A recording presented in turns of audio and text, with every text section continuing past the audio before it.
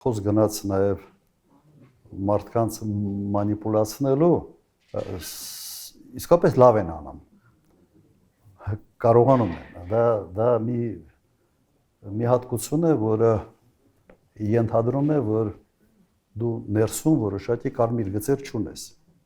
սովորաբար կարմիր գծերը դաստիարակությունից են գալիս, չէ, ասում ես ոնց խաբեմ, որովհետև մեկ շաբաթ հետո կամ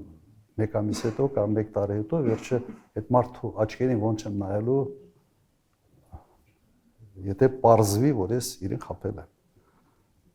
Հիմա Նիկոլ Փաշինյանը այսպիսի պրոբլեմ չունի։ Եվ սա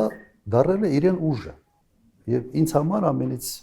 մեծ հայտնաբերությունը, գիտեք, նա էր, որ մեր հասարակությունը չափազանց հանդուրժող է ստի նկատմամբ։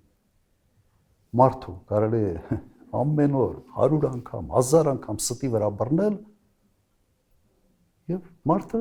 դեռ շարունակում է ունենալ ինչ որ այնքանակի, բավական լուրջ քանակի կոմունակիցներ։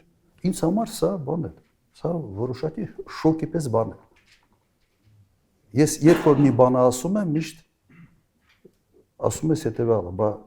այս մարդիկ մի տարի հետո որ հարցնեն,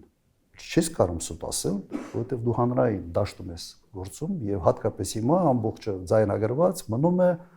մարդիկ աչքդ պիտի կողեն եւ դու ամոթից sense գետինը պիտի մտնես։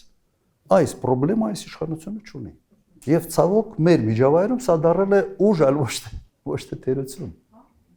Ես իրենց գիտեք ոնց եմ ասել, իրենց անունը դրել եմ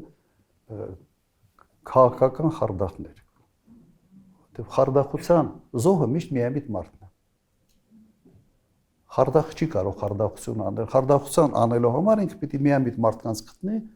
խափի եւ մարդիկ կան, որոնք անգամներով մի քանի անգամ կարան խարդախության զոհ լինել։ Խարդախը ջոկում է ով է միամիտ մարդը եւ այդ միամտության վրա այդ մարդու գլխին ինչ որ փորձակներ է բերում։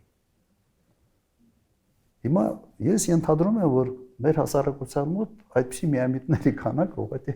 տոկոսային հարաբերակցությունը բավական մեծ է։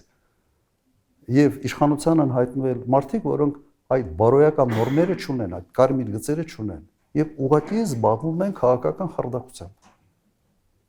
Եվ նույն միամիտ մարդիկ sense 1, 2, 3, 4, 5 անընդհատ ընկնում են։